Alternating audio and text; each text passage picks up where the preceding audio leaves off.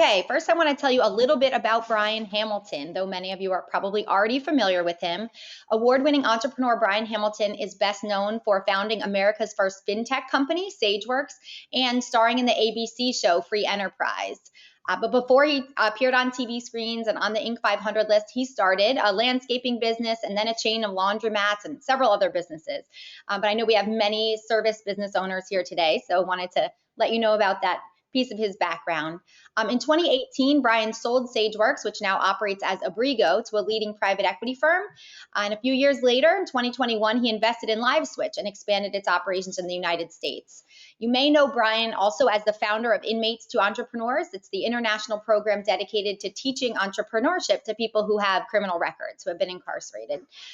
The show Free Enterprise is based on that program, Inmates to Entrepreneurs. Hamilton has been widely featured in the press, including the New York Times, USA Today, Newsweek, CNBC, you name it. He's a recipient of many awards, including the George H.W. Bush Points of Light Award. I also want to introduce to you today our moderator, James Hatfield. He is the Chief Revenue Officer of LiveSwitch. James is responsible for the customer experience and revenue generation at the company. He has extensive leadership experience across diverse roles, ranging from at companies that range from fast-growing startups to Fortune 500 enterprises. We are looking forward to having him moderate the conversation with Brian Hamilton today. And if you are not familiar about why we like to talk to many service business owners, we have an amazing platform called LiveSwitch Contact, which is a browser-based tool that texts live video meeting links to customers and prospects, which is allowing many home services businesses and other services businesses to skip in-person visits for things like estimates or projects and so on and so forth. So we will tell you a little bit more about that at the end if we have time today. But without further ado, I want to hand it over to James to get the conversation started with Brian. Thank you, Jackie. Brian, so we have a number of businesses watching in right now, and you have an incredible journey. You've been in landscaping, laundromats, financial tech. You've been in front of a number of entrepreneurs, but I think the best place to start analyzing your journey is with the customer.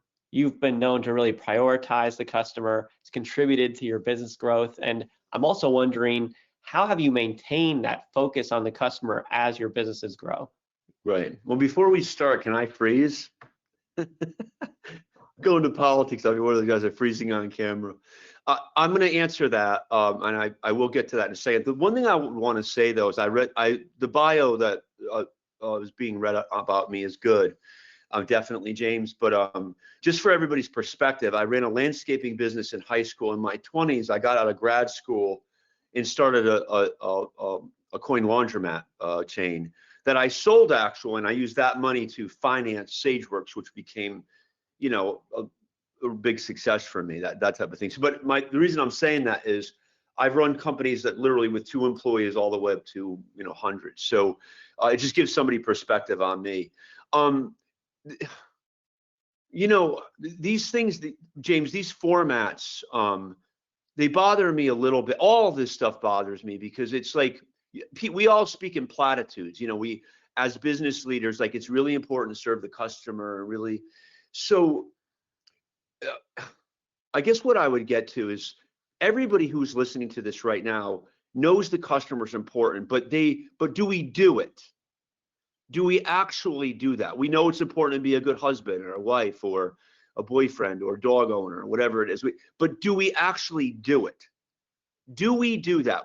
James, when we first got, as you know, when we first got, you know, in business at Sageworks, one of our big licensed customers was Intuit. Those are the guys that make QuickBooks and Quicken and all that stuff. And I didn't work for Intuit, but that was we only had like 3 employees, like literally, and that was our first big license deal. And I learned a lot there. I had known it because I was always running service businesses. I've always done that, but they take customer attention or, you know, customer love to an entirely different level. I mean, it's a completely different level. A quick story on it is when they first got Quicken out to market, and some of you know what that is. It's basically a checkbook balance system. This was in the days when they had the floppy disk, James. I don't think you were born yet. The you know, you shake the floppies. They're real, you know, the 5 1/4, I think, inch. And so you'd go to Office Depot, right? And you would buy your software, you go home and load it into your computer. This is in the mid 80s. Scott Cook, the founder of the company, had people, early employees in the San Francisco area. They would follow people home, strangers who bought Quicken, follow them home in the car. When the customer, the person would get out of the car to go into their house, the Intuit person would approach them and say, hey, look, we noticed at the Office Depot or whatever that you bought Quicken. We're wondering, would you mind spending a couple minutes with us to talk to us about your experience in using it? Now, and I want everyone to listen to this, because if you don't get anything from this, please get this, because it's on, at the end of the day, it's all that matters. It's all that matters. So anyway, they would go in the house. People probably, you couldn't get away with that in most states. It's California, so you get away with weird stuff. But basically, they'd go into the house. They would actually watch the person unwrap the shrink wrap, you know, the plastic thing that's on the box. You ever try to buy anything, James, on like you go to the shrink wrap, or and it's so tight and you need like a big chainsaw, you get your chainsaw, then the chainsaw doesn't have oil, then you got to go buy the oil to put it in to get the thing open. They would actually watch the person, how much they struggled in opening the software. Then they would open it up and they would watch them carefully how they use that software. When I ran my laundromat business in the 20s, I had a suggestion box. This was before Intuit. This is my early part of my career, but a customer suggestion box. And I would give awards, you know, during Thanksgiving, a free turkey. I would have given you, James, if you were around for Thanksgiving, but like a free turkey, at Christmas, you know, maybe a Christmas wreath or whatever, but for the best suggestions. And I would read each one very carefully. And in the vast majority of cases, we would do what the customer wants. Now, I don't know, James, whether we got 3 people on here or 3 million. I've done huge formats. I've done small formats. But I'm going to talk right to you as a business owner right now. You can do better with your customers. I don't care who you are. And you know that. Down deep, you kind of know that. You can do better. Listen, you can be a better wife or husband probably too, right? But the key is you've got to listen and get the feedback and then integrate it into how you run your business. So let me just say this. I hope I don't get sued. I hope not. I like these guys. But I'm a big fan of Panera Bread.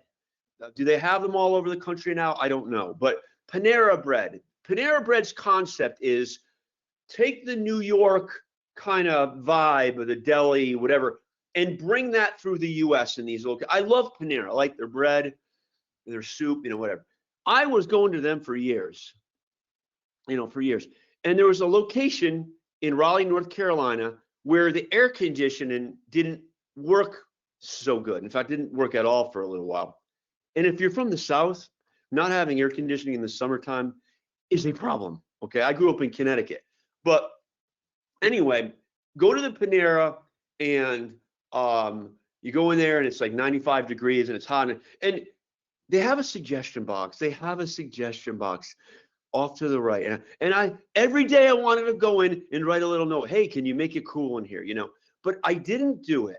And can I tell you why, James? James, are you there? I'm here. I'm all. Because I was afraid, James, that I would fill out the note. I love Panera. I'd fill out the note, put it in the suggestion box, and I never hear from anybody. Yeah, call me paranoid, you know, just I'm paranoid. It must be me. Maybe I filled it out the wrong way. But after 2 weeks of not having air conditioning, I go over and I take the thing and I fill out the suggestion box. Hey, you guys, great place. You probably need some air. What's your email address? Write it down. What's your phone number? Write it down. What's your name? Write it down. What's your dog's name? Write it down. Nothing. Never got anything from them. Can people relate to this? Oh, yeah. Like, really? I mean, like in running a company, can you relate to that, right? So your idea of customer service, right, and where you should be, your idea is here. This is where you need to be. And by the way, I don't care about recessions and interest rates and if Biden's falling asleep at the mic or if Trump's in prison, or if your idea of customer service is here and your ideal is here, right? If you bring it up, I don't care who's in office. I don't care the economy. That is BS. You will be a great business. But now, the next part of it, this is a very long answer, but you started with the big one, James. Oh, yeah. The next answer is, how do you empower the entire company to do that? Yeah. James, you're younger than I am, even though you got the beard and people think you're older. Do you remember Bobby Knight, the coach? Oh, yeah. The guy who threw the chair?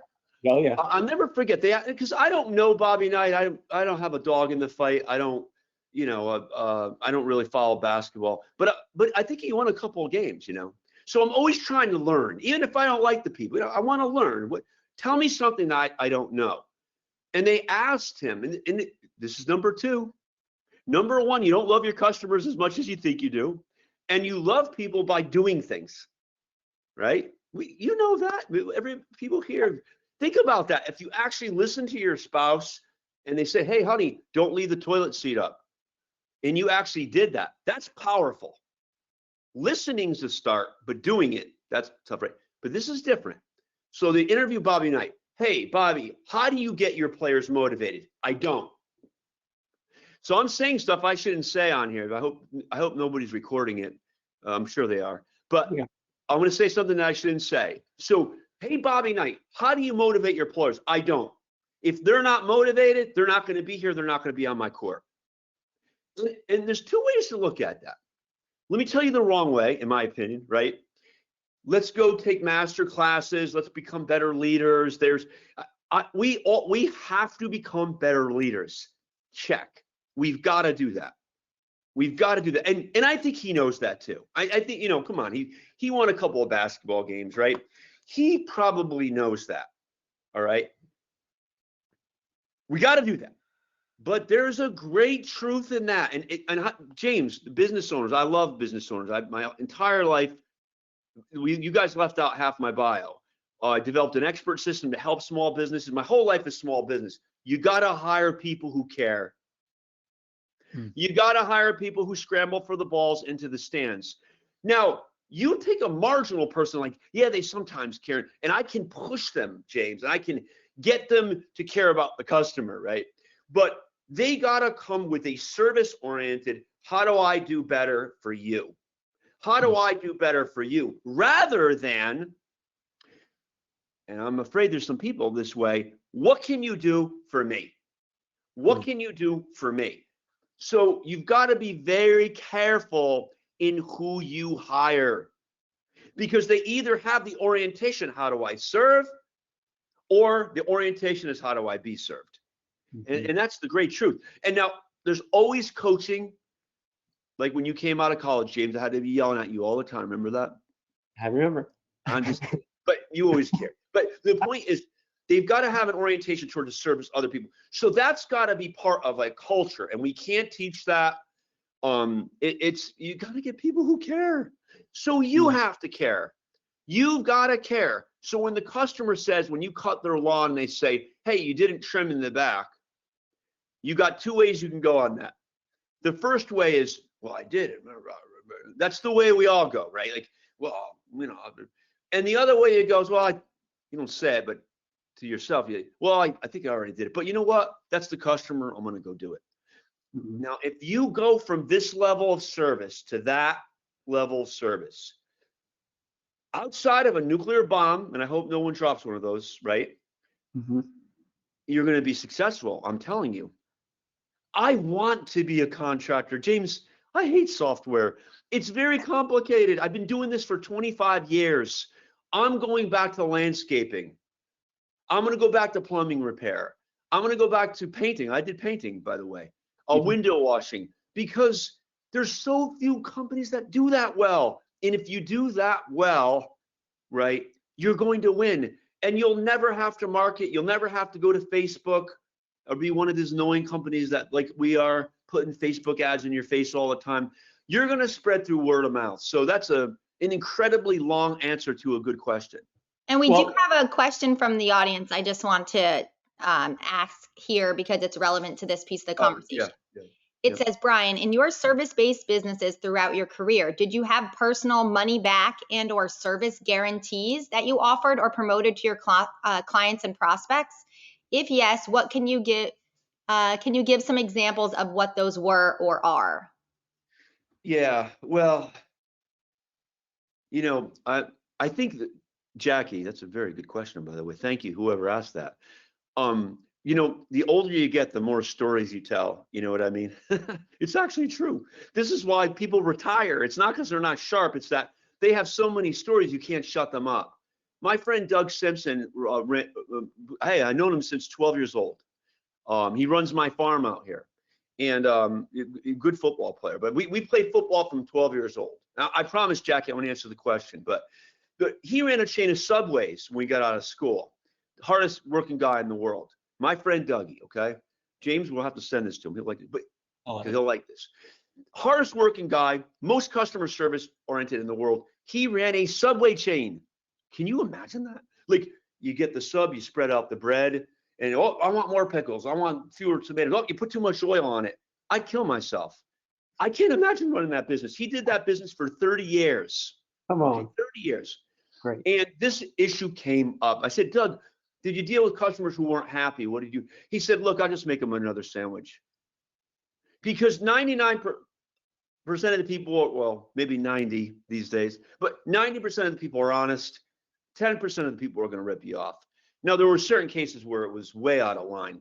But yeah, I always did customer refunds. I mean, it depends on the situation, I mean, I don't know, if you sell a guy a car and he drives it for 3 years, you probably can't give him all his money back, right? Or her money back. But I always did that. Yeah, I always did that. Because remember, and I know, oh my goodness, Jackie, it's wearing me out to talk about this because it sounds like such a bumper sticker, but it's so true. Remember, Jackie, I'm looking at you, I'm looking at James, but I don't see James, right? There was a name for this in marketing. I forget the name of it, the something effect, but James knows 300 people. So I'm talking to 300 people. So I did that. Yeah. But by the way, if you don't mind, Jackie, can I ad lib a little bit on that? Yeah. I should be like, Jackie, I should have been like Rush Limbaugh. You just wind him up for 3 hours and he talks for 3 hours, It's hard to shut me up. It's hard to shut me up. But on that thing, because I think this is what they might be getting to, there are going to be people who take advantage of you. Mm-hmm. And so psychologically, right? Psychologically, I'm ready for that. I'm ready for that. I don't want to be surprised by that. I'm not annoyed by it. I'd be surprised if it didn't happen. When I was a kid, I worked my way through college. I actually really did. I wrote a check. I used to bag groceries, and my uncle said, hey, how do you like bagging groceries? Are people nice? I'm like, that's a good question. I go work a 5-hour shift. I bag groceries, 100 people's groceries. 1 or 2, don't put the eggs there. Jackie, I won't say they're always women. It's not true, but I shouldn't say this. A lot of times it was, okay? You get the lady, right? Hey, don't put the eggs there. Put the milk on. The eggs got to go on top of the milk. Don't put the bread with the eggs, and and oh my God, I was like, well, it was unbelievable. So this is what I'm trying to get to, okay? You got to go in with the attitude in the beginning that people aren't perfect. Okay, unlike James, right, who does everything the right way, everything. People aren't perfect. So you go in, yeah, I'm going to get ripped off. I'm going to get ripped. I know that's going to happen, but I'm not talking to that person. I'm talking to the 300 people.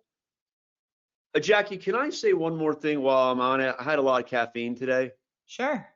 I'm going to tell you a story.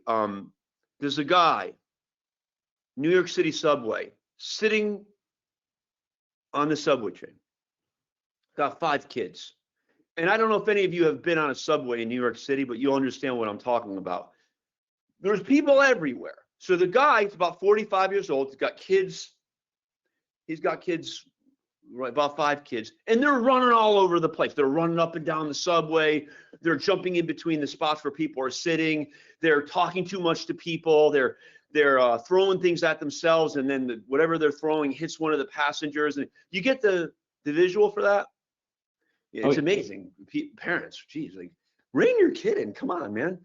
I invite them over to the farm, James, and they're They're running after the goats and the sheep, and they're shocked when the sheep turn around and headbutt them. Crazy, right? But anyway, he's on the train, 5 kids. The kids are running all over the place, and being kind of annoying, right? What's the mental image you have? Are you kind of annoyed about that right now? Yeah, a little bit, right? I am, right? So then one of the passengers says to the guy, hey, keep your kids in line. And the father turns to the passenger and says, hey, listen, I'm really sorry about this. Their mom just died yesterday. So they're a little high strung, they're a little bit out of control right now. Do you understand where I'm going with that? It only took me 59 years to learn this one, by the way. Do you understand where I'm going with that? Make allowances for the fact that people might be sick. Now that I'm a little older, some of my friends get sick. I'm like, wow, that's a tough life. Make allowances. Yes, there are jerks, of course. I've been a jerk many times, right, Jackie? You know that. But sometimes, you don't know. Maybe 1 out of 100 people, like maybe they got something going on in their life. So yes, I get the money back. Yes, is the answer. Now, obviously, if you're selling jets or something, I mean, you got to have common sense. But the orientation's got to be put yourself in the place of the other person. Mm-hmm. How many times a day, James? Why did you start with customers? I want to talk for an hour. If you start with the orientation of a service orientation, and how do I do more? And by the way, let your employees. Some of you have employees. Let your employees listen to this. And when they say yeah, but you can fire them and blame it on me. There's always an excuse, as my father, who never graduated from high school, I'm the first one in my family to go to college, and that's where all the smarty pants are, right? We know everything in college. My father used to call it having a half-ass attitude towards service. My uneducated father, he was so right. So my point is, that's the orientation we make, and sometimes you're going to get ripped off. And my heart goes out. Hey, by the way, again, James, I've spoken in a lot of different formats. I mean, you got to understand, I really know how hard it is to run a company. I mean, really, with zero capital. So going with that mindset, maybe that helps you. But how do you transfer that, Brian? Right, you got me right out of college. I'm sitting there, we're walking around, you're teaching me these lessons. How are you translating this when you're not around? Yeah, I don't think you're going to want to hear the answer to that. Now this comes after years of experience. Okay, if I get somebody out of high school or out of college or, God forbid, middle school or whatever it is, you can train people. Okay, I mean, you can do that, and you have to do that. You absolutely have to do that. But inside of them, they either have that attitude or they don't. So what I wasn't good at, James, is you got to know when you can continue to try to convert them. This is good, by the way. I don't do as much public stuff anymore, but I started this outfit called Inmates to Entrepreneurs. Really, you could look it up. I mean, Inmates to Entrepreneurs, through our education programs, hundreds of thousands of people we've reached. I wasn't in prison, but I'm in prison. I get out, I can't get a job. So as an entrepreneur, I was like, and I was 27 when I did this. Hey, let's go help them become an entrepreneur. They can start a service business, right? Do you know what I found, James? It's fascinating. A long time, 30 years ago, I started that in my 20s, that about 38 to 40% of the people will get out and never go back to prison again. They'll start their lives, blah, blah, blah, blah. And then the other people, so my point is, either people want to change and get better or they don't. Mm-hmm. But what I don't want people to do is they're listening to this like, oh, well, I'm not as good of a coach, and I'm not, and you may be a bad coach and you got to learn to be a better coach. But what I'm saying is, if your player doesn't have a service orientation, you're throwing your pearls before swine. In other words, I don't know. They've got to come with, I want to be better. Mm. And by the way, there's been longitudinal studies done about this, Jackie and James, that it's kind of fascinating. I didn't know this, but that 40% of the people 50% of the people are just not wired. They're not going to change, you know. So I don't mean to be fatalistic, but there's people who are listening to this or watching this, and I don't want them to feel like it's only on them. You got to get good players, man. I mean, you know, Coach K is a great coach, but, you know, I'm not playing for his team. You know what I mean? So he's bringing in the players. And I think that as business owners, we have to get better. You know, we got to get better. We definitely have to get better in our attitude toward customers. But with the players, you got to bring people who care. And there's fundamentals, right? You're bringing in those motivated players. You're focusing on the customer. You're actually responding to the message box left at the Panera. What is another fundamental building block? I mean, a lot of folks that are on right now, Brian, have these teams, some with younger, newer, folks on the team. What other building block are you laying down as you're, again, kind of coaching up this team, bringing them, these motivated players forward? You got them focused on the customer. What else are you focusing them on as well, Brian? Anything else? Yeah. Can I ask you a question though? Is it like, do you mean about, is it life? Is it business? Is it customers? What area do you? I think where I'm coming from, like we were just talking about that focus, the love of the customer, the serving of the customer. What about like on the product side, right? You know, if I'm cutting grass, right, or if I'm doing That's a great question. you know, where am I focusing my guys on? Wow, that's a great question. So this is what we do. In business, we always back solve. I want to be an astronaut. I want to be an astronaut. Oh boy, I probably need to go to college. I might have to study astrophysics. In middle school, I can't be hanging out with a bunch of people drinking too much in middle school. So you start at the end. The end is customer love. We're here to serve. Hey, by the way, let me say this. I don't want to sound like a big shot because I don't, you know, whatever. But I've done some bigger companies, smaller companies. There is no statistical difference in the impact you're going to make on humanity in cutting a lawn well than running Facebook. Who cares? I mean, in the scope of human history, one's slightly more impactful than the other. And frankly, I think cutting lawn's better than doing Facebook, but I won't get into that, okay? So remember that. Remember that. You, by cutting that lawn or cleaning that pool or launching a rocket, whatever you do, I don't know what you do, you're adding a little bit to the betterment of society and humanity. I always thought that, really. I always did. But let me answer your question specifically. We're going to listen to the customer. We're going to love the customer in our heart. Stop arguing with them. I'm trying to get my finger lined up on the screen. You're arguing with your customers inside of you. I know you are because I do it. So we start there, okay? And then right before then, guys, you're getting better a little bit every single day.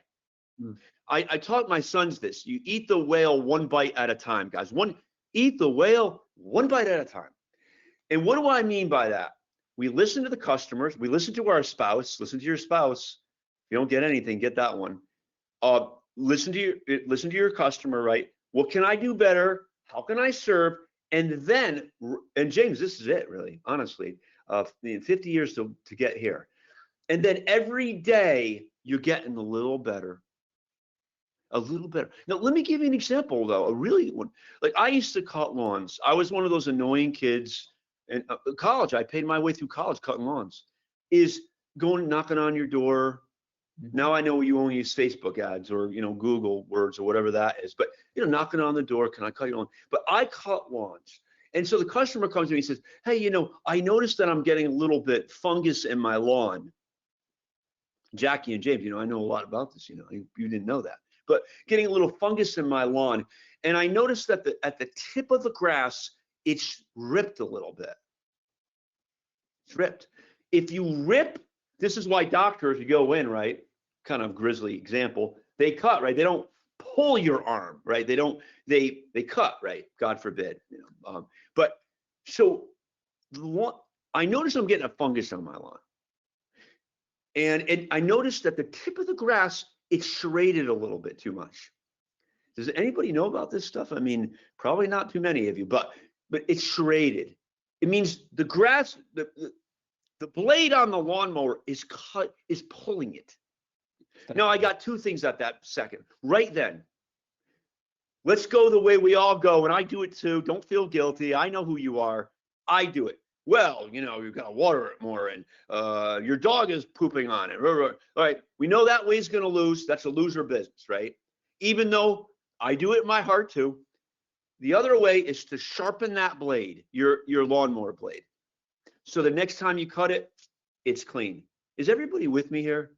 You know what I mean? We got a lot of audience members typing in before you said it. Hold on one second. Jackie, hold on. You invited me, okay? You made the mistake, right? So you sharpen the blade and you cut it more cleanly.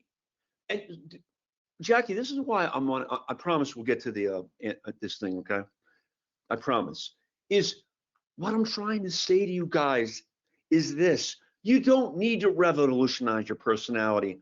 James, who's that guy who has people walking on fire? Who's that guy with the big head? Tony Robbins. Tony Robbins. Yeah, he seems like a nice guy. But I'm going to walk through fire and bring you an island and charge you $5,000. And hey, all right, fine. Whatever works, man. But that's not the way I want to win. I want to win on the increment. I want to win on my customers not happy. I apologize. Hey, I'm sorry, Yeah. I'm sorry. So do you see what I mean? It's the little things you do. It's not blaming yourself, like blaming the customer in this case, or looking at yourself. You're looking at the blade on how to make the product. We don't need to go see Deepak Chopra or Wayne Dyer or Anthony Perkins or Tony Robbins. We don't need a revolution. You need to put an extra tomato on the sub. Right. But every day you're getting the feedback, right? And you're getting a little better. Jackie, sorry, you said that we're getting jammed. Yeah, I was saying a lot of people were answering your question for you. Sharpen the blade, keep the mower blade sharp.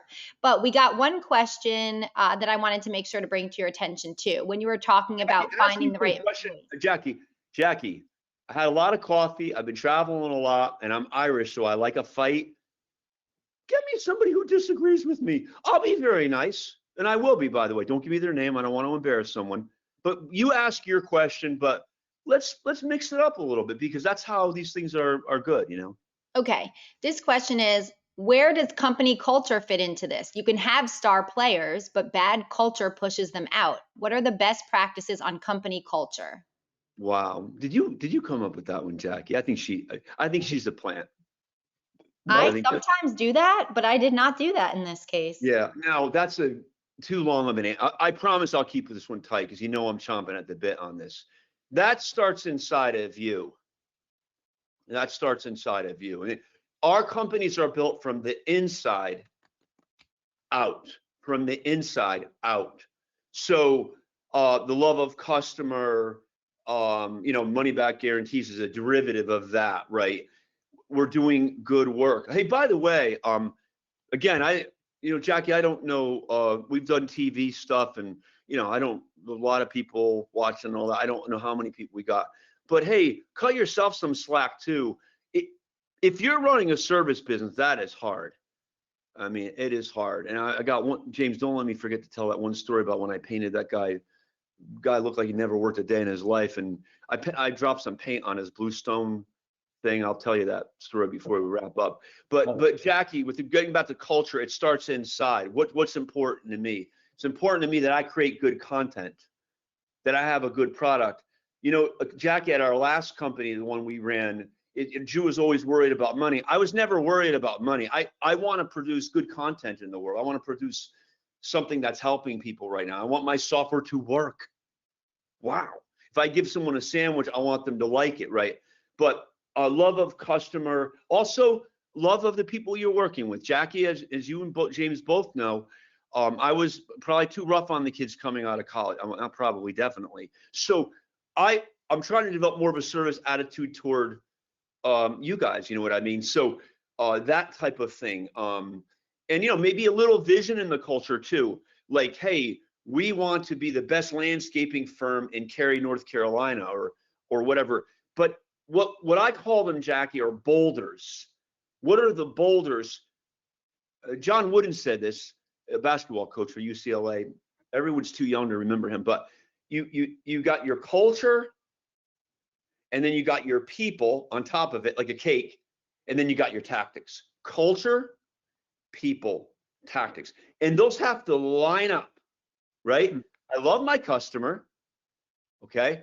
I'm going to hire people who want to cut the lawn the right way. I'm going to listen to my customers, and when the blade is not sharp enough, a tactic, I'm going to sharpen it. But it's really about who you are. I mean, as a person, you know, it really is. And if you were listening to this, you're probably pretty good at it already. But Jackie, did I answer that? Or yeah, you did. And what I want to know now is that story about the guy who never worked a day in his life and you got paint on. I'm like on my, let's go. I don't know, you know. Come on. Well, I'm going to keep it very short. But there is an important point. I have 2 children. They're really good kids. And in their 20s, you know, and they actually talk to me once in a while. Go figure. I didn't talk to my father, I can tell you that.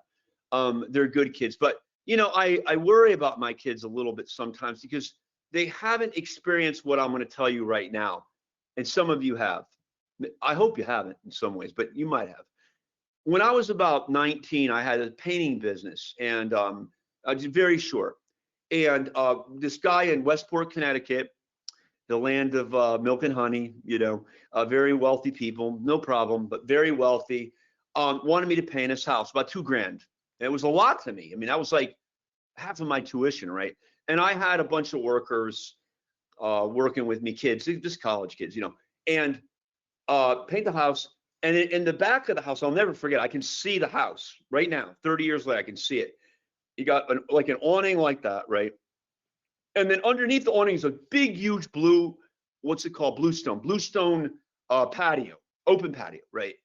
And for anybody who has done any painting, you know, when you're on the ladder, you got the paint hook into the ladder, and it always looks a little wobbly, right? So I say to the guys, I say, guys, be careful about the paint, because if you put paint on that bluestone thing, it's going to be a lot of work. And I'm Dave Diaz, a great dude, but he's a fireman now, fire person. But Dave Diaz goes, well, you know, it's latex paint. I said, no, Dave, it doesn't matter, latex or oil, dude. If you put it on the bluestone, we got problems, right? I come back an hour later, what happened? Everywhere. It's like Murphy's Law, right? So he dropped the paint on the bluestone. And what are they doing? They're taking a hose. Of course. And they're, oh, brother. Hey, by the way, sell your business. That's the best thing you can do. This stuff is incredible, right? Oh my goodness, it's so hard. So they're using the hose and they're blowing the paint all over. I'm like, oh my God. So they put the paint all over the bluestone and the guy comes out, looks like he never worked a day in his life. And in Connecticut, in the summer, very rare, 96 degrees. Me and these other guys, like, I'm not exaggerating, 2 days, like 20 hours of tiny chips, tiny, with those little, what are they, chisels? With the tiny chips taking off, while the guy's sitting there like this. Oh boy. In this case, the customer was not right. But I guess the point about this is that there's going to be things like that, and you're gonna, and even at the end, frankly, he's like, well, you didn't really get it all off, but I'll pay you. And I'm like, well, you know, but you know, I just silence and just went on with my way. But that stuff I know has happened to you, you know, and stuff like that, you know, and that's again, this is helpful to people. I don't know. Rather than going in and saying, oh, woe is me, just say, yeah, I expect that. That's part of the job. Maybe that will help you. Like I did something crazy, Jackie and James, 2 years ago. I know you won't believe it, but after a big exit, a lot of zeros. I mean, really, wow. I kept hitting refresh on my computer, you know, my bank statement, so that when the wire came in, you know, it's really a great moment, right? So I did it. But I know you can't believe it, James and Jackie, but I made an investment in another company 2.5 years ago, and it's a video software company. Oh, wait, you work for it. I do. Can you imagine? I got out of prison. I'm out. I'm free. I'm in New Zealand or whatever, and I put myself back in. I'm running another company. My point is, this is part of the journey. Brian, we have time for one or two more questions. I think to mix it up a little bit, maybe you can talk about a time when you had a significant setback that you encountered and how you used it as an opportunity for learning and growth. Yeah, that's a great question. Well, it's part of the journey. I mean, honestly, I want to convey that to everybody. It's part of the journey that you're going to have setbacks, real serious ones. I think expecting it might make you feel better, but when it actually happens, it's hard. Well, Jackie and James, you might know this, but we got sued for patent infringement. So I went from landscaping, used that money to start laundromats in my 20s, used that money to start a software company. And now to do it again, I don't know why I'm doing it, but I am. But we got sued for patent infringement back in, I think, 2004, unjustly. I mean, if any of you know about patent law, I mean, oh my goodness, it creates a huge opportunity for mischief. But we got sued, and I want to keep this tight, Jackie and James. This is important. It really is. So if I'm off, let me know. But we got sued for patent infringement, and that's very expensive. You have to defend yourself. You know, we had this big fancy law firm out of Chicago, Sidley Austin, and they'll bill you $1,000 an hour, whatever it was. I don't know what they were billing us, but they kept saying to settle it and settle it and settle it. And I'm like, settle it with what? We have no money, zero, no money.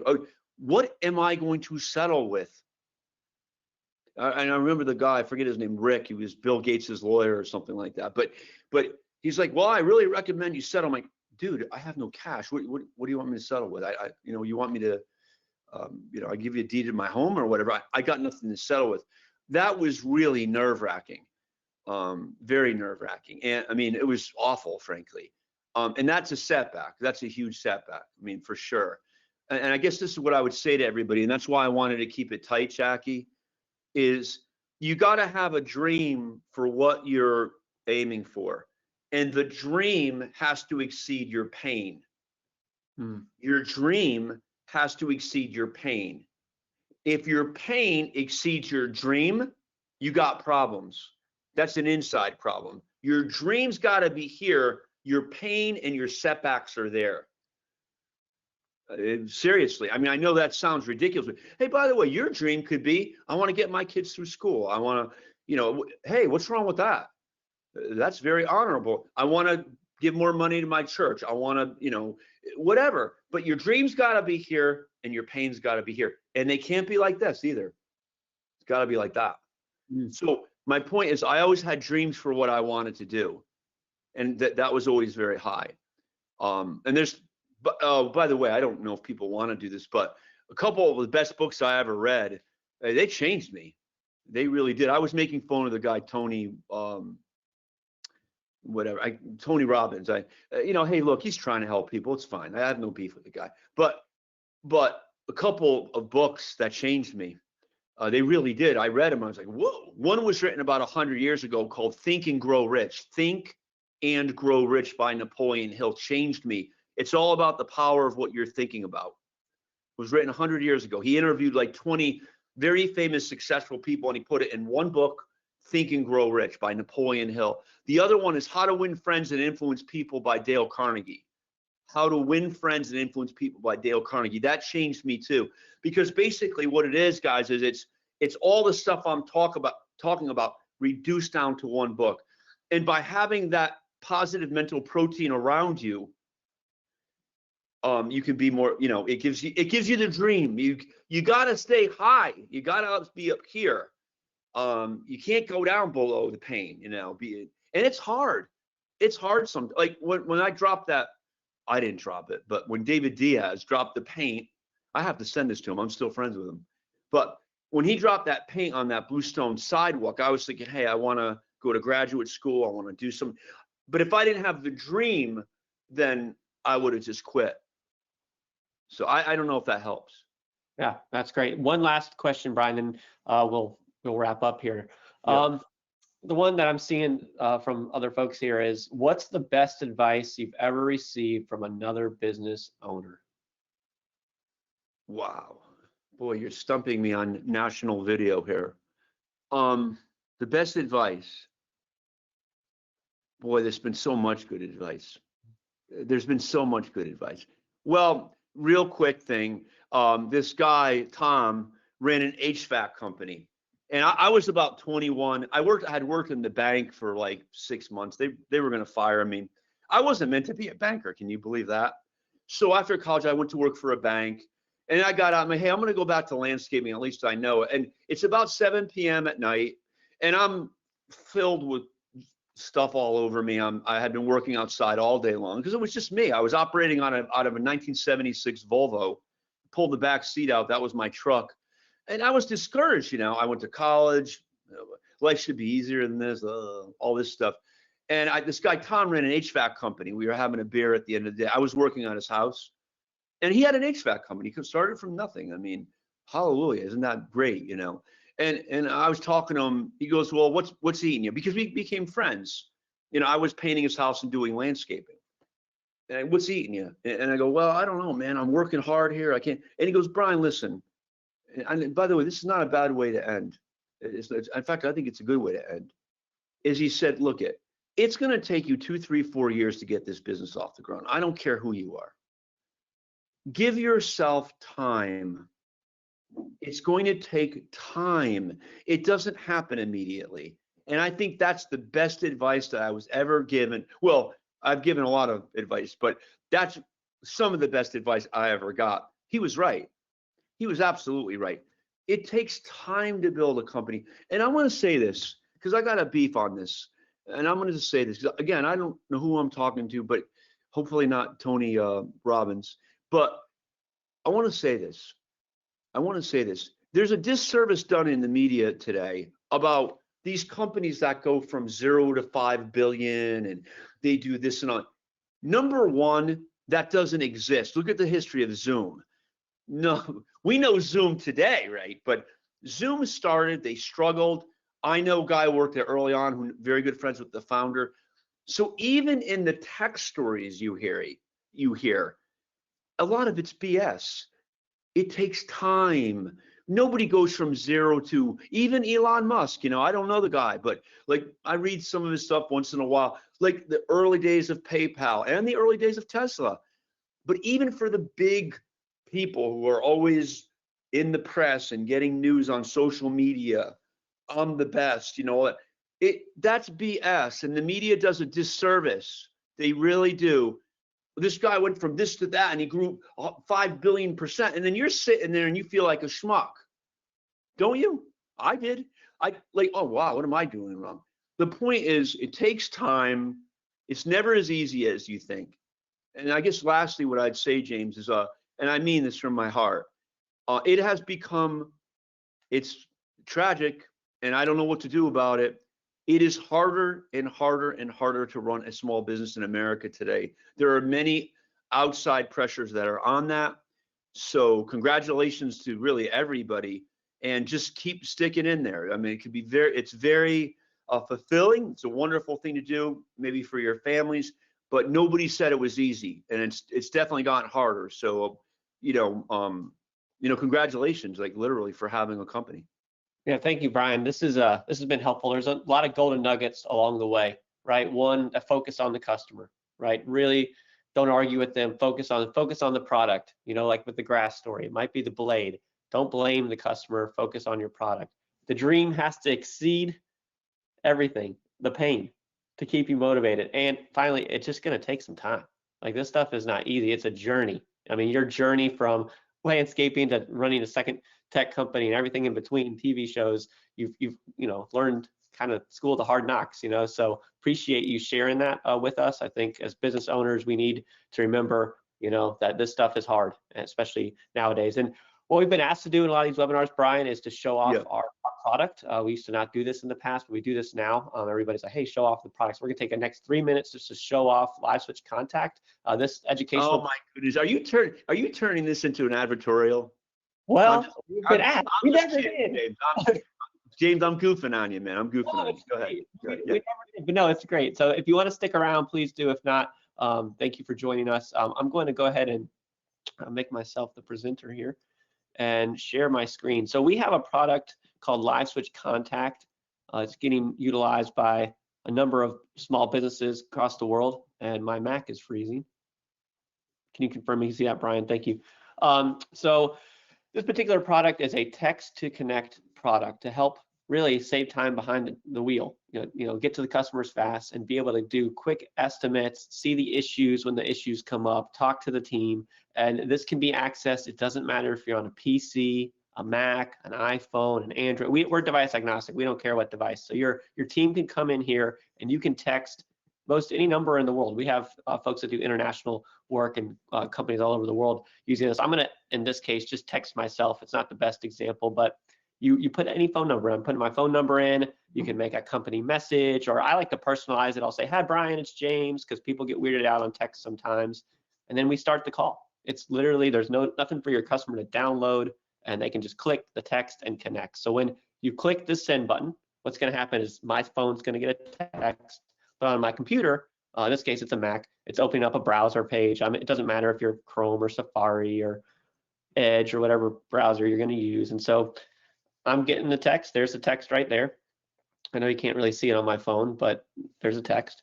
And when I click the link, what happens is a browser opens up and it asks me for my camera. And I say yes. And I'm going to see myself. That's it. Here I come. There I am. You can see me. And if it's, "Hey, customer, I want to move," or "I'm having a problem with my plumbing," or fill in the blank, "You're going to be painting the patio. Don't put the paint on my blue stones." Gotcha. I can flip the camera and show, "Hey, there's my yard. There's the grass that Brian's going to cut for me." And as a landscaper, I can even take a picture. I just took a remote photo and I'm recording this entire session if I need to share it with my team or my staff or my customer. All right. So I'm going to end that call because that's it. Let me show you what we do with it. So now I've closed the call with the customer, and all of those customer conversations are recorded. Those pictures that I took are recorded, and they all come into one spot. So if you have a couple of people doing the bids, a couple sales folks, giving out bids or answering customers, it's all going to come here in one spot. We don't store it on the phone in case your employee decides to leave. You don't want to have all that. And videos just take a lot of storage. So it's all centralized here. Here's the picture I took of my grass. Here's the video that I took. You're going to use. And I can even take pictures while the video is going. So this can be shared with the customer. James, what's the benefit to this? To me, it's the savings of time, right? You don't have to get in your truck and drive out and see the fellow or the person. Exactly right. So we have folks, I even saw a couple of folks that are joined today that our current customers have run this over 1,000 times. And that's 1,000 times they didn't have to send a salesperson on site, gas in the vehicle, time, and getting to that customer first while using video. It's a lot easier to say no to someone on email or the phone. You get that face-to-face human connection and get to build your brand there. But what about, like, what would you say to the person say, "Hey, I'll just use FaceTime for that"? Yeah, and some of our customers start with that. They start with FaceTime, but FaceTime doesn't do the recording. It doesn't centralize everything for you, and not everybody has an iPhone. And sometimes I'm working off my computer as well. So if I'm on my computer or my phone, so FaceTime's a nice place to start. You can kind of validate it, but a lot of folks we just affectionately say, "Hey, you can graduate to this," and that's what they do. Yeah. By the way, we'll be integrating this in CRM packages, and it's nice that you did this actually, but we'll be doing adding a lot of other functionality to the product. So this was directly developed to help small businesses. So I hope we're doing that. Actually, I think we are, based upon our focus groups. Yeah, the majority of our customers are small businesses. We have folks that are just themselves, a single owner operator that's doing residential cleaning as an example. But yeah, all types. And there's other ways to use the product. We can request videos. You can put forms on your website as an example. Let me just show you one and then I'm done here. This is one of our movers in Georgia.